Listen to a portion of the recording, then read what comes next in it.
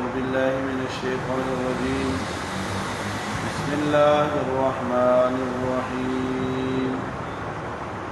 وقاتلوا في سبيل الله واعلموا أن الله سميع عليم. من ذا الذي يقرض الله قرضا حسنا فيضاعفه له أضعافا كثيرة والله يقبض ويبسط وإليه ترجعون.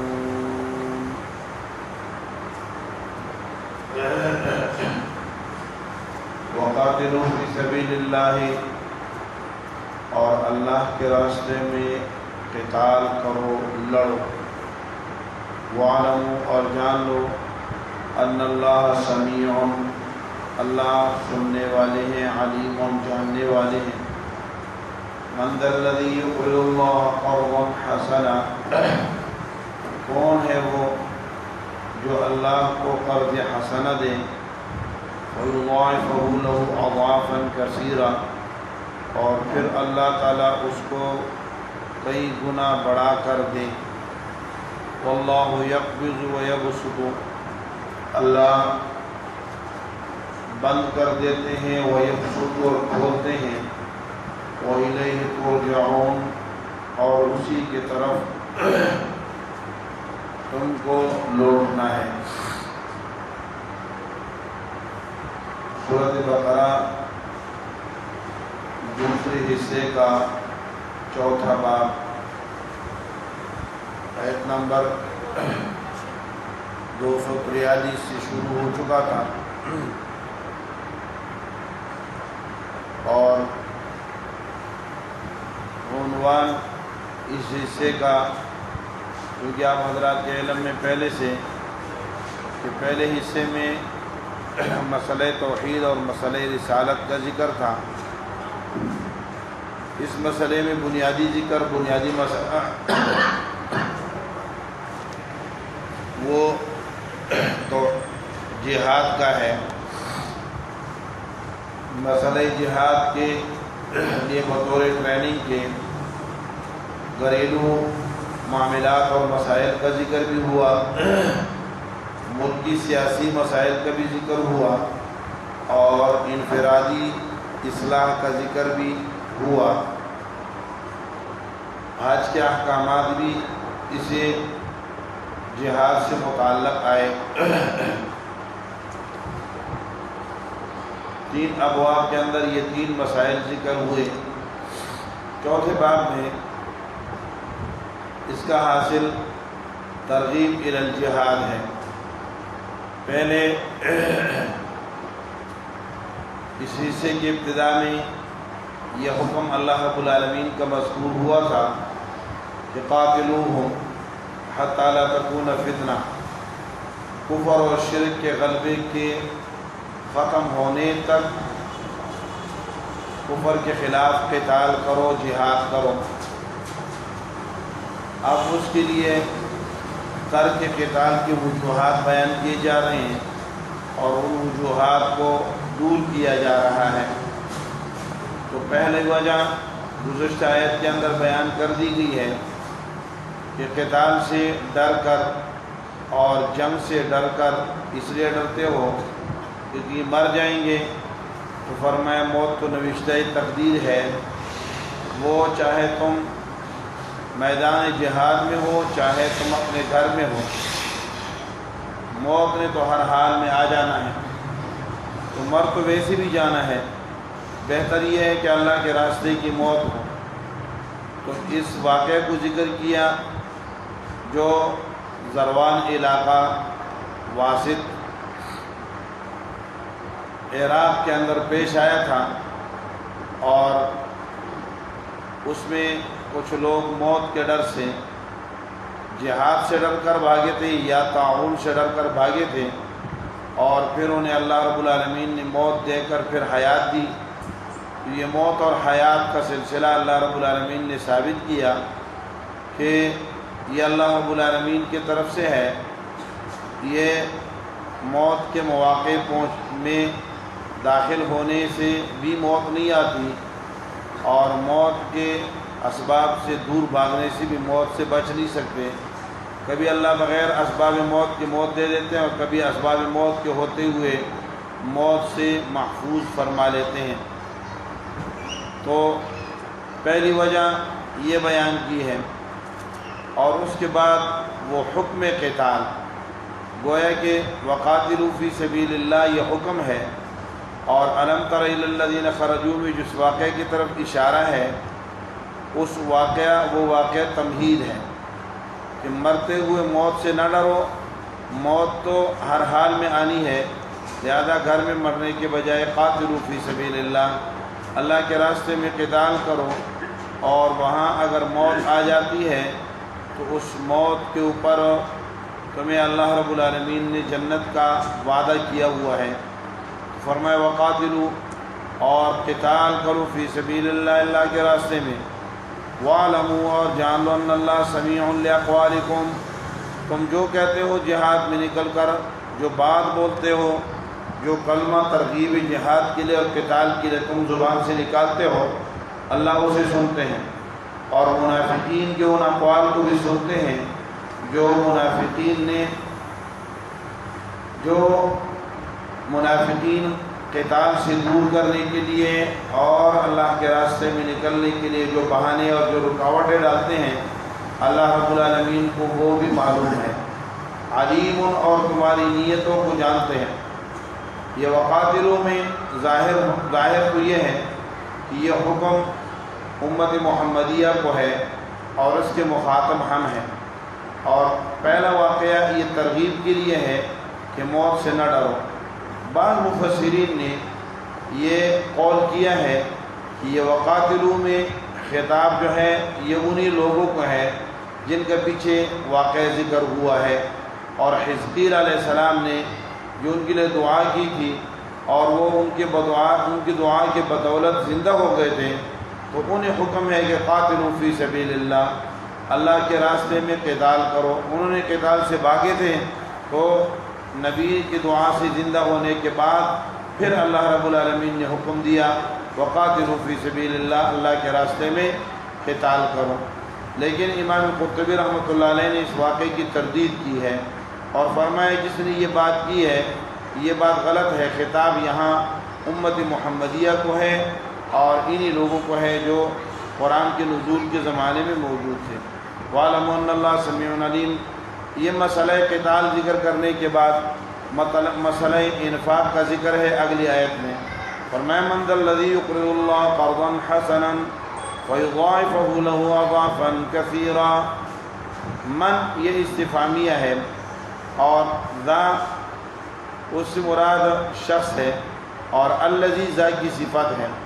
من ذا الذی کون ہے وہ آدمی، یہ من کے لیے فاعل ہے، ذا کون ہے وہ شخص، الذی یقرض اللہ قرضا حسنا، جو اللہ کو قرض حسنا دے۔ یہ کمال درجے میں ترغیب ہے۔ ایک تو یہ نہیں کہا کہ اقرض اللہ قرضا حسنا، امر نہیں دیا، بلکہ استفہام کے ساتھ اور غیب رکھے کون ہے جو اللہ کو قرضہ دے، اس میں زیادہ ترغیب ہوتی ہے۔ من ذا الذی یقرض اللہ، کون ہے جو اللہ کو قرضہ دے۔ حضرت عبداللہ ابن مسعود رضی اللہ عنہ فرماتے ہیں کہ جب یہ آیت نازل ہوئی کہ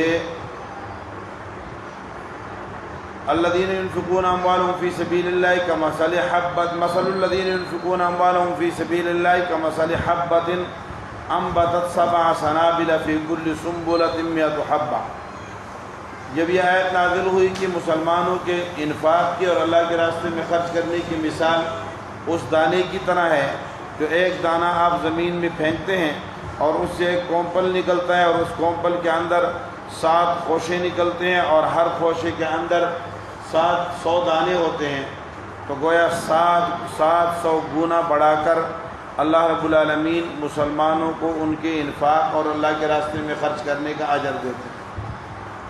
تو اللہ کے پیارے نبی نے دعا کی اللہم زد لی امتی، اے اللہ یہ انعام تھوڑا ہے، تھوڑا سا اور بڑھا دیں، تھوڑا سا اور بڑھا دیں۔ تو اللہ رب العالمین نے یہ آیت نازل کی من ذا الذی یقرض اللہ قرضا حسنا فیضاعفہ لہ اضعافا کثیرا، کون ہے جو اللہ تعالیٰ کو دے اور اللہ اسے اضعاف کثیرہ دے۔ عثمان النہدی ایک بزرگ ہیں، تابعی ہیں، حضرت ابو ہریرہ رضی اللہ تعالیٰ عنہ کے پاس آئے اور آ کر کہنے لگے کہ مجھ سے فلاں آدمی نے کہا ہے کہ اللہ رب العالمین اگر ایک آدمی ایک روپیہ دیتا ہے تو اللہ اسے 2 لاکھ اجر دیتے ہیں، اور اسے 1 لاکھ اجر دیتے ہیں، تو کیا یہ صحیح ہے؟ تو حضرت ابو ہریرہ رضی اللہ تعالیٰ نے کہا ابو عثمان نہدی، کہا ابو عثمان کیا تم نے قرآن میں یہ پڑھا ہے کہ من ذا الذی یقرض اللہ قرضا حسنا فیضاعفہ لہ اضعافا کثیرا؟ ہم نے کہا ہاں بالکل پڑھا ہے۔ تو فرمایا کہ اس کے اندر تو 1,00,000 2 لاکھ کی قید ہی نہیں ہے، یضاعف لہ اضعافا کثیرا، بہت زیادہ۔ اور پھر فرمایا میں نے خود آپ صلی اللہ علیہ وسلم سے پوچھا جو 1 روپے دیتا ہے اللہ رب العالمین اسے 2 لاکھ روپے خرچ کرنے کا اجر عطا فرماتے ہیں۔ تو بعض لوگوں کو یہ اعتراض ہوتا ہے، ابو عثمان نہدی کو بھی اعتراض ہو گیا تھا، آج کل بھی بعض لوگوں کو اعتراض ہو جاتا ہے، کہتے ہیں یہ 49 کروڑ کہاں سے آئی ہے؟ بھائی اضعافا یضاعف لہ اضعافا کثیرا، اللہ کا جو کثیر ہے۔ پھر آپ نے فرمایا کہ اللہ رب العالمین، اور آپ نے یہ بھی سنا ہے قرآن کریم میں کہ اللہ کے نظر میں یہ جو دنیا پوری کی پوری دنیا ہے، یہ دنیا کا تمام کے تمام سامان یہ قلیل ہے، یہ بھی سنا ہے؟ ہم نے کہا یہ بھی سنا ہے۔ تو فرمایا دنیا کتنی بڑی ہے، اور جب اللہ کہتے ہیں یضاعف لہ اضعافا کثیرا، تو اضعافا کثیرا کی کوئی تعداد ہی نہیں معلوم، وہ کوئی 49 کروڑ میں لگا دے، کوئی کیا کر دے، ہاں کروڑہا میں لگا دیں، جتنا مرضی لگا دیں، تو اللہ رب العالمین کو جب بندہ دیتا ہے تو اللہ رب العالمین اسے کیا کر دیتے ہیں؟ بے حساب عطا فرماتے ہیں۔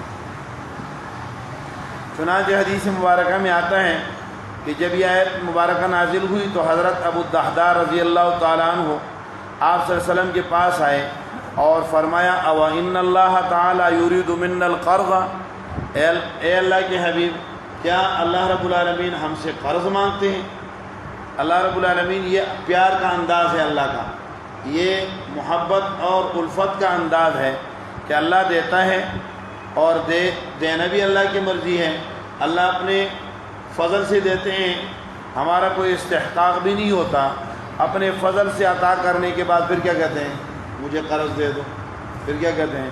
جیسے آپ اپنے بچے کو کوئی چیز دے دیں اور پھر مجھے کہتے ہیں مجھے دے دو نا، مجھے دے دو نا، یہ پیار محبت کا انداز ہے کہ مجھے دے دو نا، مجھے اس میں سے تھوڑا سا دے دو نا۔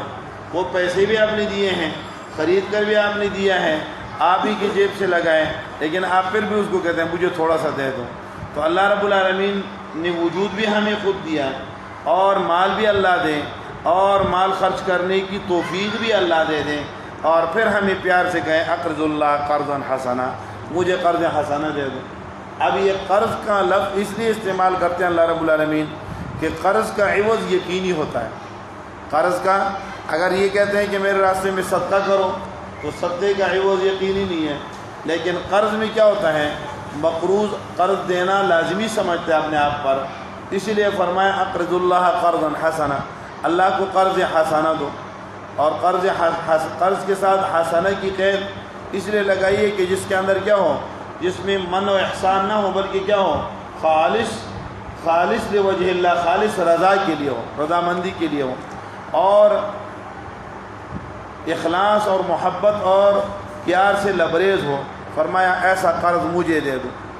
تو صحابی نے کہا کیا اللہ رب العالمین ہم سے قرض مانگتے ہیں؟ تو آپ علیہ الصلوۃ والسلام نے فرمایا نعم یا ابا الدحداء، جی ہاں ابو الدحداء ایسا ہی ہے، اللہ نے فرمایا ہے۔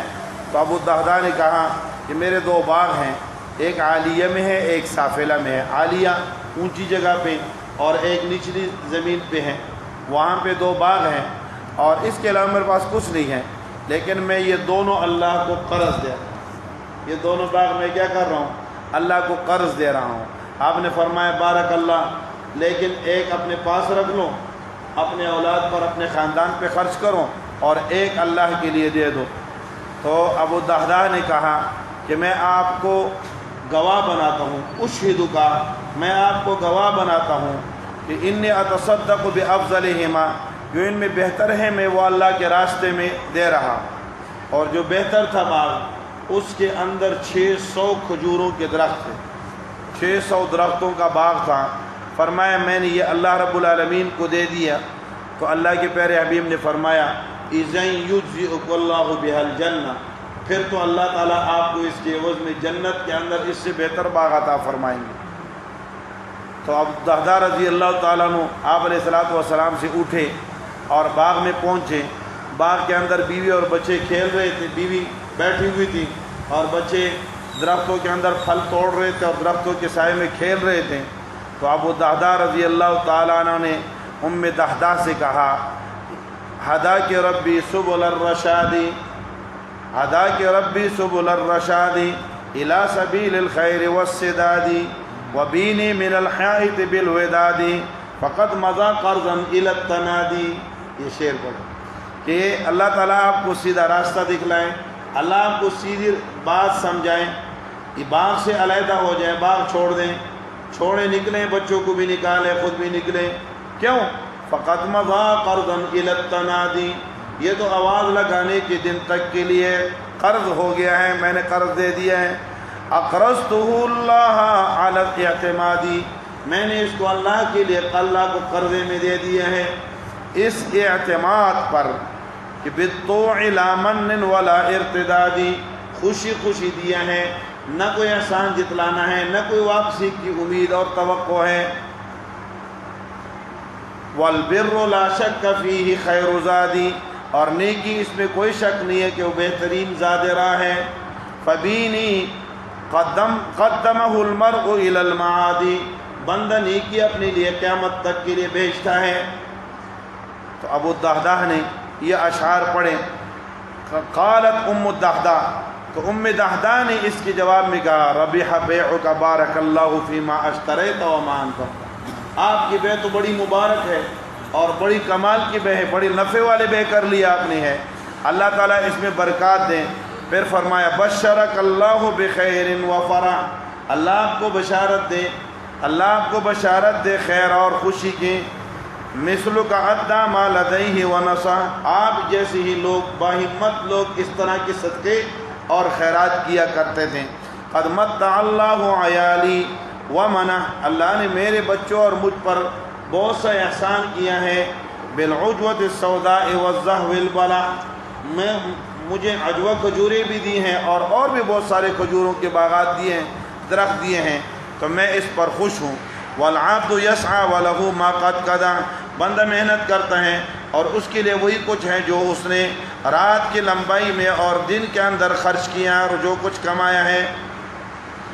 آپ علیہ الصلوۃ والسلام کو اس کی اطلاع ہوئی تو آپ نے فرمایا رب دار فیاح وغط لداع لأبی الدحداء، ابو الدحداء کے لیے لمبے لمبے درختوں والے اور بہت باری باری پھلوں والے باغات اللہ رب العالمین نے جنت کے اندر رکھ دیے ہیں. من ذا الذی یقرض اللہ قرضا حسنا فیضاعف له اضعافا کثیرا، تو یہ جو ہم اللہ کے راستے میں دیتے ہیں، 1 روپے دیتے ہیں، 2 دیتے ہیں، 4 دیتے ہیں، جتنے ہمارے بس کے اندر ہوتا ہے، یہ اللہ رب العالمین اس کو بڑھا چڑھا کر عطا فرماتے ہیں. واللہ یقبض ویبسط، اللہ قبض کرتے ہیں اور کشادہ کرتے ہیں، تنگی لاتے ہیں اور کشادگی لاتے ہیں. قبض اور بسط، یقبض الصدقات ویبسط الصدقات، اللہ صدقات کو بڑھاتے بھی ہیں اور صدقات کو کم بھی کرتے ہیں، خشک بھی کر دیتے ہیں. بڑھاتے کن صدقات کو ہیں؟ جن میں اخلاص ہوتا ہے. خشک کن کو کرتے ہیں؟ جن میں نفاق ہوتا ہے، دکھلاوا ہوتا ہے. یا اللہ یبسط الرزق، اللہ رزق کشادہ کرتے ہیں، لمن یشاء، جس کو چاہتے ہیں، ویبسط اور بند کر دیتے ہیں جس کا چاہتے ہیں. جس کا رزق چاہیں اللہ قبض کر لیں، جس کا رزق چاہیں بس کشادہ کر دیں. لہذا صدقہ کرتے وقت، خیرات کرتے وقت، عطیات کرتے وقت، اللہ کو دیتے وقت، اللہ کی دین پر خرچ کرتے وقت کیا نہ کرو، گھبراؤ نہیں، بخل سے کام نہ لو. کیوں؟ رزق کی کشادگی اور رزق کی تنگی اللہ رب العالمین کے ہاتھ میں ہے. یا تیسرا معنی یہ ہے واللہ یبسط الرزق، واللہ یقبض ویبسط، اللہ یبسط القلوب، اللہ یقبض القلوب ویبسط القلوب، اللہ دلوں کو کھولتا بھی ہے اور بند بھی کرتا ہے.